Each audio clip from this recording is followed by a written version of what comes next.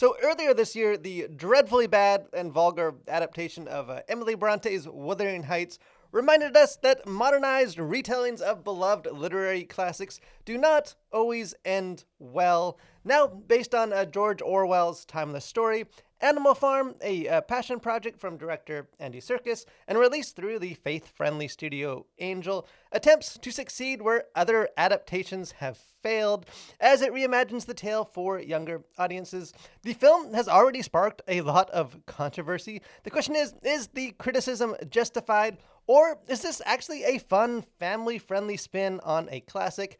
I have seen it, so let's talk about it.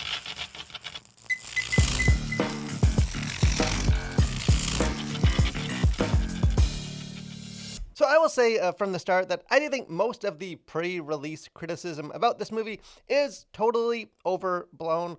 But I also don't think that this film is likely to change many minds. While not a complete failure, Animal Farm loses the plot of Orwell's classic at times, struggling to succeed either as an insightful work of commentary or just as an enjoyable children's film. And to me, with any movie adaptation of classic literature, there really are, I think, two primary questions. One, does it work as an adaptation? And two, does it just work as a movie? And I think in both cases, Animal Farm comes up a bit short. Despite some of the early criticism, much of the film, at least until a wholly newly invented third act, actually sticks closely to the structure and story of the source material. Where the adaptation does diverge is in its aesthetic and tone, transporting the story into the present day and also aiming it towards younger viewers. If you read the book back in school, you know that despite the anthropomorphic animals, Orwell's novel is no Winnie the Pooh style children's story.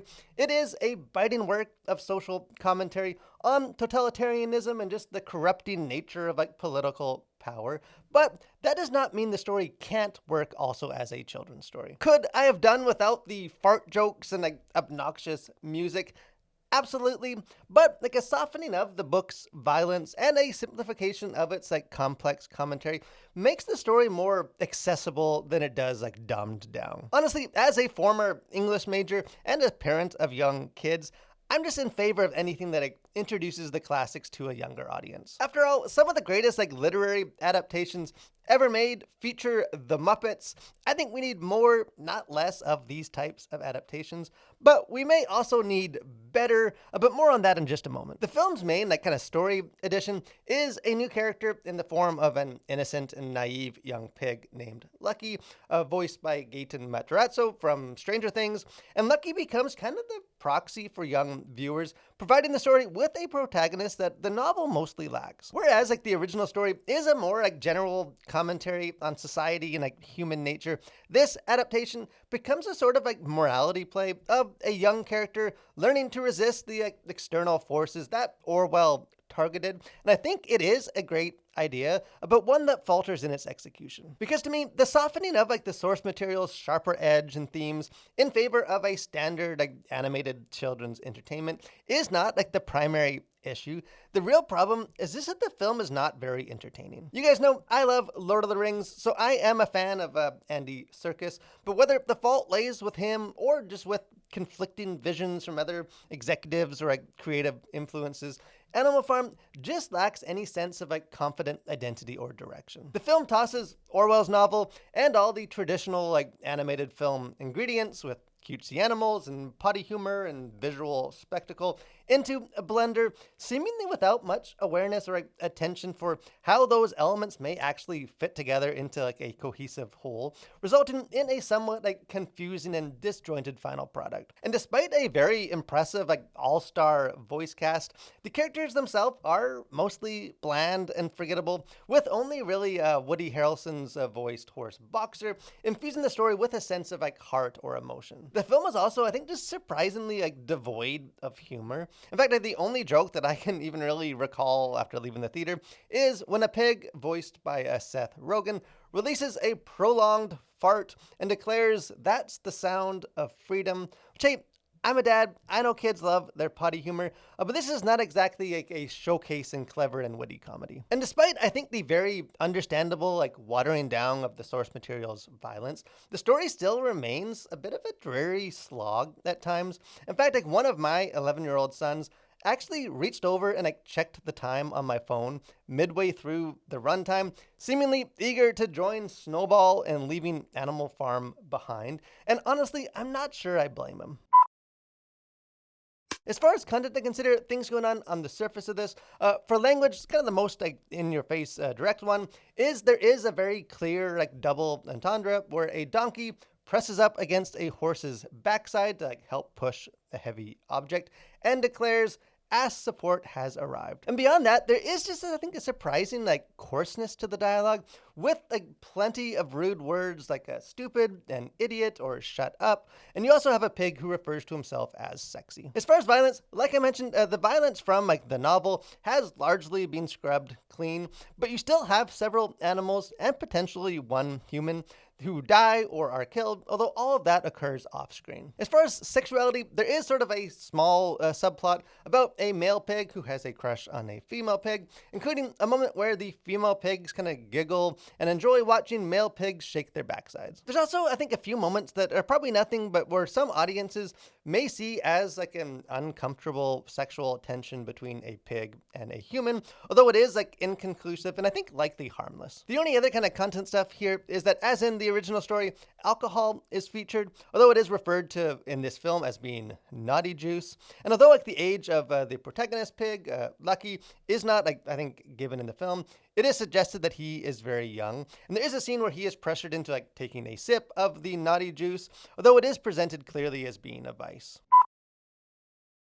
As far as like themes, worldview, things going on beneath the surface, despite I think changing its tone, the adaptation still retains most of I think the original story's central message, at least in like a general sense of being a caution against abuses of power or groupthink or selfishness or like just taking advantage of others for personal gain. And a reimagined like third act and like ending attempts to end the movie on like a much more optimistic note than the very dreary end to the original, framing the story almost as a sort of like one battle after another for kids. And as with last year's Best Picture Oscar-winning film, this film suggests that life is a repeating cycle of like corrupting power and those who seek to dominate and like, exploit others, and that youth must lead the way to like resist this injustice. Now, I think George Orwell was himself an atheist, and despite this film adaptation releasing through Angel, there is no attempt to like infuse overt Christian elements into the story. But I think like the general message is one that Christians can affirm,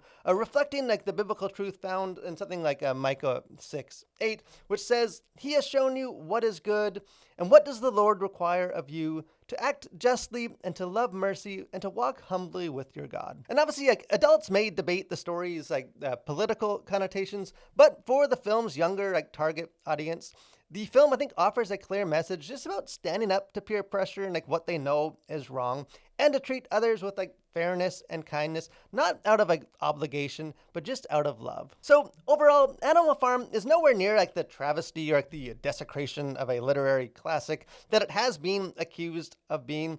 Honestly, I think this movie is fine, like it really is, but it's just also a film in sore need of at least like a pinch of creative inspiration. And it does have some moments, such as like a visualization of the novel's like very potent like closing words about the inability to like distinguish pig from human, which is effectively creepy and easily like the most striking visual in the film. But with animation that toes the line between like passable and poor, I think like a series of awkward scene transitions that leave it feeling disjointed and just like an uncertain tone that seems more concerned about being like less serious than more enjoyable, the film mostly just falls flat.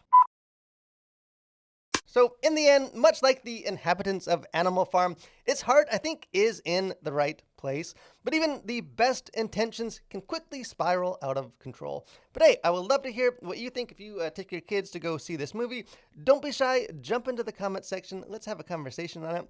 If you haven't done so too, I encourage you guys, subscribe to the channel, become a Collider. Got lots of other movie reviews, got our faith and pop culture podcast, got interviews, just other fun stuff. Love to have you guys be a part of that. But most of all, guys, thank you for watching, stay safe, and continue to collide with your world for Christ.